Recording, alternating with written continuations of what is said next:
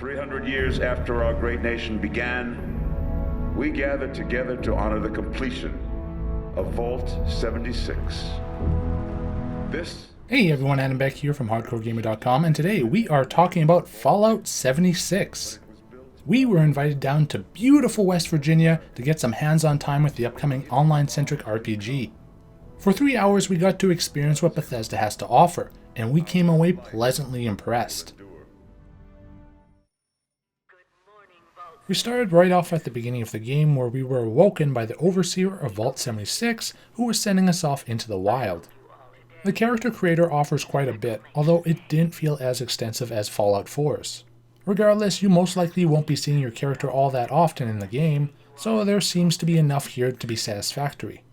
As soon as you leave the vault, you will be treated to a sight unlike anything in the Fallout universe.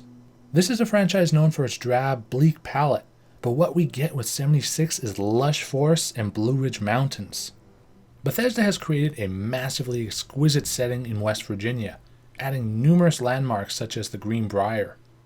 The map itself is colossal, as we only covered a small portion of it through the handful of hours we had with it. There is an incredible amount of variety from what we saw, from power plants to underground mines to the swamps way up north. We just can't wait to see everything the game has to offer, as 3 hours was barely enough time to scratch the surface. Now let's talk about the multiplayer component, as it is a bit of a concern for some. Each server holds up to 24 players at a time, and because of the size of the map, you shouldn't have much worry about running into hostiles. Those looking for a fight will do little damage until the second player engages back. If they actually succeed in killing you when you don't engage, they will be deemed a murderer, and there will be a bounty over their head along with being highlighted on the map. Even then, if you lose a fight, all you lose is your junk, and there are tons of workbenches around the world you can deposit that junk into. If anything, if you play as a troll, you'll be at a disadvantage as the system seems to punish you for messing around with others. With this, we do hope there will be PvP servers, or even a location on the map you can go and partake in a Colosseum-esque battle.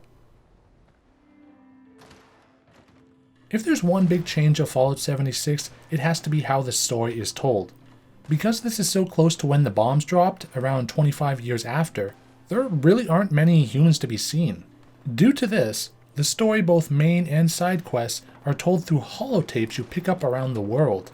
Even then, most of the missions we played so far were pretty straightforward, point-to-point quests. Although again, this is the first few hours of the game, so things can change further into the campaign.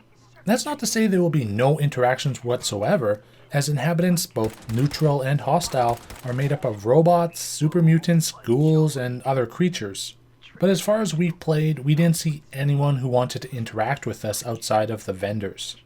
Bethesda has also told us that there will be other vaults in the game, although they're locked. And when we pushed whether or not they would play into the story, all we got was a smile and, well, no comment. We also asked about AI companions, but unfortunately they informed us there wouldn't be any, at least at launch. I'm incredibly intrigued in seeing how the story plays out, as it seems very different from what we've come to expect, especially with a lack of agency. While the storytelling has changed, the gameplay has mostly stayed the same. This is still a first-person shooter with heavy RPG elements, but there have been some alterations. Well, for starters, trading has been implemented so you can get rid of older equipment or maybe stock up on healing items. This somewhat ties into the stronger emphasis on survival. Fallout has always been a game about surviving the post-nuclear wasteland, so it kind of makes sense that food and water management would be added. All that food and water you find all over the place finally has a purpose, because stem packs don't seem as plentiful as they once were. And with groundwater pumps spread across the land, it makes things a lot easier to manage. Scavenging has also changed to a certain degree. Looting a corpse or box will bring up a loading screen, which will randomize items a little bit. So what you pick up could be entirely different from your teammate. Loose items in the world, though, seem to be up for grabs, as I grabbed a bobblehead and some clothing, with my teammates being unable to find them afterwards. Finally, let's talk about VATS real quick.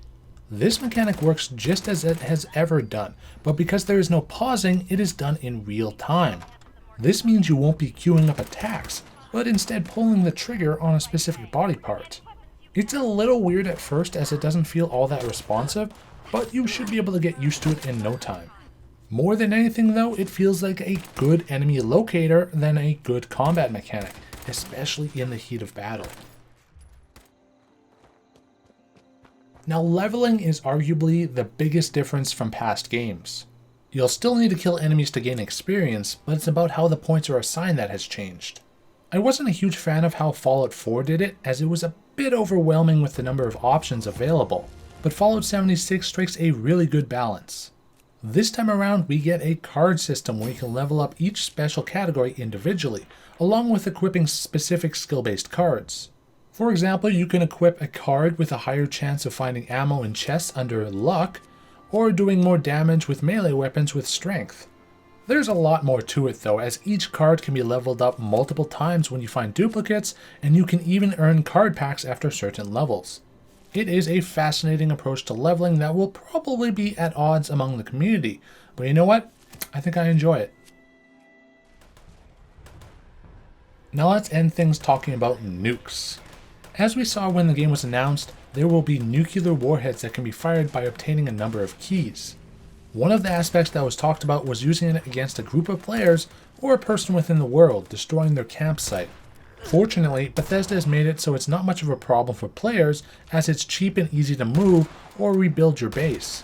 Instead, nukes are primarily for late game players, as setting one off in the world will alter everything in the blast radius for a good 4 to 5 hours in the server. This will bring out more powerful monsters and even special items to collect.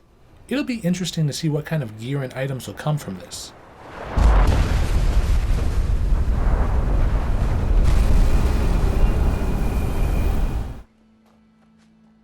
We only got to play 3 hours of Fallout 76, and we just couldn't put the controller down.